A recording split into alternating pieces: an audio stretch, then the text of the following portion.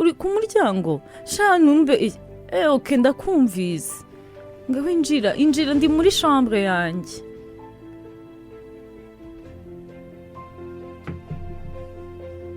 Winjira sha bitise sheri ko watinze se. umva umumotari yambanye ikibazo mubwire kungeza ahangaha urabizi ko namwe mutuye kure ese ahantu muhaba gute shabye rero umuntu arahamenyera ariko umuntu arahamenyera nanone ntabwo ndumva impamvu mwimutse shase ko bavuze ngo baje mu nzu yabo ngo bavuye mu bintu byo gukodesha sinzi ngewe iki gikartier ndanacyanga ariko sinjye uzabona amavuye. wavuye se ujya hehe Ingabi? Simbizi hariho hose najya muri kaminuza sinzi ariko nzahava tu. bitise ni sawa sharika nkuzanira imakasi ariko ukate neza utangatira umusatsi. ariko nta nubwo namenye impamvu uri kumbwira ngo urashaka gukuraho umusatsi. umva we bandi utangira umambura ibi bintu sinshaka kubirarana ejo ngomba kujya muri salo. kubera iki se? nyine urumva sinakubwiye ariko za auditions zigiye kuba hari amarushanwa yo kuririmba agiye kuba kandi shaho umuntu uzatsinda bazanamujyana no hanze y'u Rwanda sinya n'amakontra n'ibigo bikora umuziki byo hanze. umva nzakubana umustar shaho wumirwe. ushobora kuzambona sigaye ngiye nicarana na Beyonce n'abandi nk'abo ngabo gatangira kwiyemera ku bantu ukuntu tuziranye. ariko shacyo ko uzi kuririmba byo ndabizi ariko se biriya bintu ko numvise ngo nibishitani. ibiki ariko se wagiye ureka use kuko nawe ariko uziko wigize umuntu ushaje use watinyuka kuvuga ibintu nk'ibyo ariko sinakurenganya nkurikije gahunda ufite z'ubuzima. ariko se biriya bintu wowe igihe muzabishobora we uri sure ko ari byo ushaka?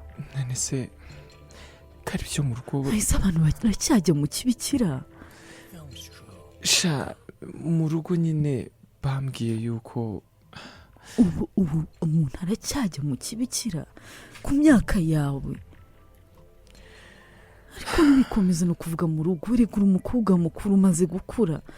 erega iyo wagize 18 uba ufite uburenganzira bwo kwihitiramo.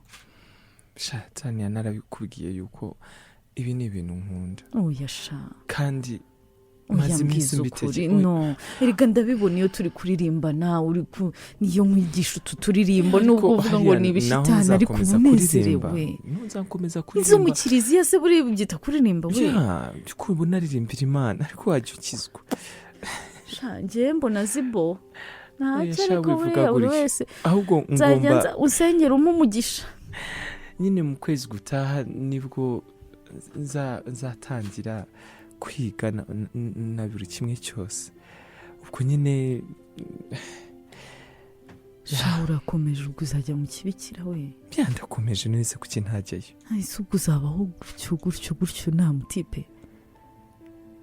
si ubuzima bwose nuko ugomba kubaho unezeza umuntu.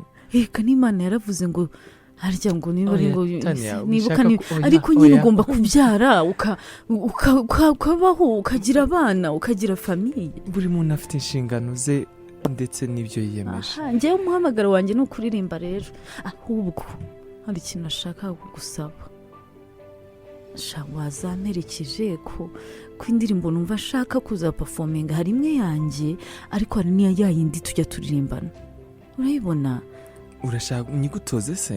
uya nshaka ko tuzayiririmbana urumva ninjye uzaba ndi imbere ariko nzaba ndi imbere wowe usa nk'uri inyuma ariko uririmba. shambabarira wenda kubwira ngo ngiye kumubikira ukambwira ngo urashaka kunjyana mu bishitani. oya ni ukuririmba gusa ni auditions haba hari abantu benshi hanyuma bakaguhamagara ukabona amahirwe yo kuririmba indirimbo imwe yaca mukarimba niye. shambabarira oya yewe shambabarira ntabwo biri bushoboke. ikintu nakwemereye basimbira ikintu ushaka kunkorera ariko uzanyemerera. ntacyo wakora nshuti. korera Imana sibyo nimba bigisha kugira ubumuntu n'ubugwaneza sibyo mbabarira. korera Imana sinanaguherekeza.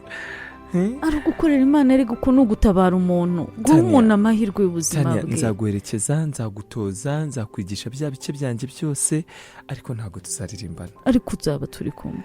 nzaba mpari niba bemera audience nzaba mpari ariko njyewe Ngabi wambabarisha oya okay basi tuzajyana basi niyo waririmbira inyuma batakubona birashoboka ukaba uri inyuma nta muntu uzakubona tuzi umutwe ahubwo udatuma ntumatire umusatsi ahubwo uraza no mu rugo kunsabira uruhushya uruhushya rwo ndarusaba namaze kwiga ibintu nzabwira papa wawe yuko uzaza ukunsura ukarara ariko babarira baruzamperekeza